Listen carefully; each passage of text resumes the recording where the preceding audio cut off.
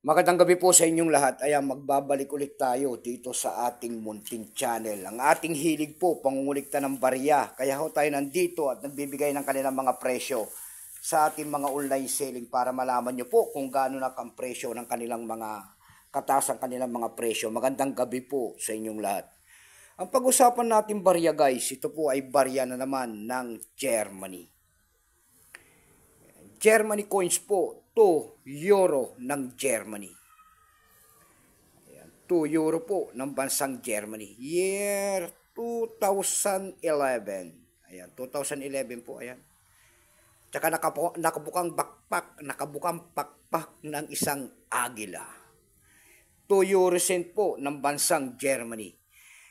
Ayan, ang ating pag-uusapan ngayon sa gabing ito. Ayan, tignan natin ang presyo niyan guys. Pero bago yan, magpapasalamat muna tayo siyempre po sa lahat ng masugid na tagapagsubaybay dito sa aking YouTube channel. Ayan, lalong-lalo ng aking mga subscriber dyan. Thank you so much sa inyong lahat. Mabuhay po kayo and God bless.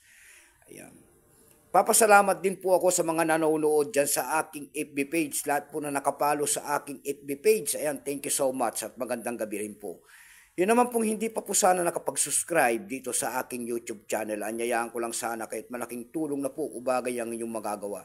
Tulad na lamang po sana ng pagpindot ng ating subscribe button, like and share para ma-update ko naman kayo sa mga bago ko pang ilalabas na video about coins. Ayan. Tinitignan natin ang kanilang mga presyo guys. Tignan natin ito kung magkano ng bintahan yan. Nagsimula ang years nitong issue po nito ay Germany. Ayan, baka hindi nyo po alam. Issue po niyan ay Germany. Period po niyan ay Federal Republic. 1949 up to date po. Type nito standard circulation coins years. Nagsimula ang taon nito mula year 2008 hanggang 2024. Value po niyan ay 2 euro Germany. Currency euro 2002 up to date po. Kung ano materialis ang ginamit sa barya na yan, yan po ay bimetallic brass, glad, nickel, center, and copper nickel ring. Ayan, may bigat lamang itong 8.5 grams. May haba naman itong 25.75 mm. May kapal po naman itong 2.2 mm. Orientation ay middle alignment. Ayan.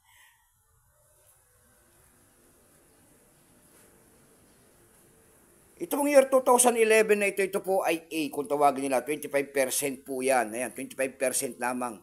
Kung ilang piraso po ang ginawa sa barya na yan ng Germany po, ito po ay 23,800,000 piraso po.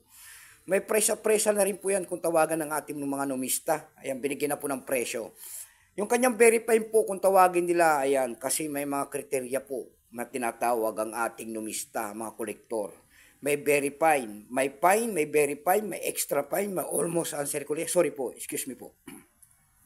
At saka ang circulated po kung tawagin nila. Ayan, ayan ang basehan ng ating mga coins. Ayan, may, kahit mga coins, may mga basehan po. Ayan. Yung kanyang very fine po, kung tawagin nila ay nagkakahalaga yan ng 130 pesos. Yung kanyang almost uncirculated naman po ay 130. Ang circulated po niya ay nagkakahalaga yan ng 190 pesos.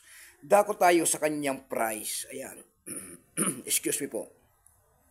Doon sa ating EB.com guys, meron tayo nakita nagbebenta nito ng $26. Ayan. Meron naman tayo nakita doon nagbebenta nito na $9.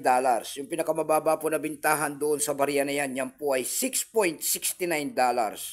Dako naman tayo sa Carousel PH, kung tawagin nila. Platform po, bintahan pa rin ng coins dito sa Pilipinas. Ayan. Sa Carousel PH naman guys, meron tayo nakita nagbebenta nito ng 130 pesos. Nasundan po yung pinakamalit po na 75 pesos. Ayan lamang po ang aking may babahaging kanyang presyo. Ayan, keep safe po sa inyo lahat and God bless.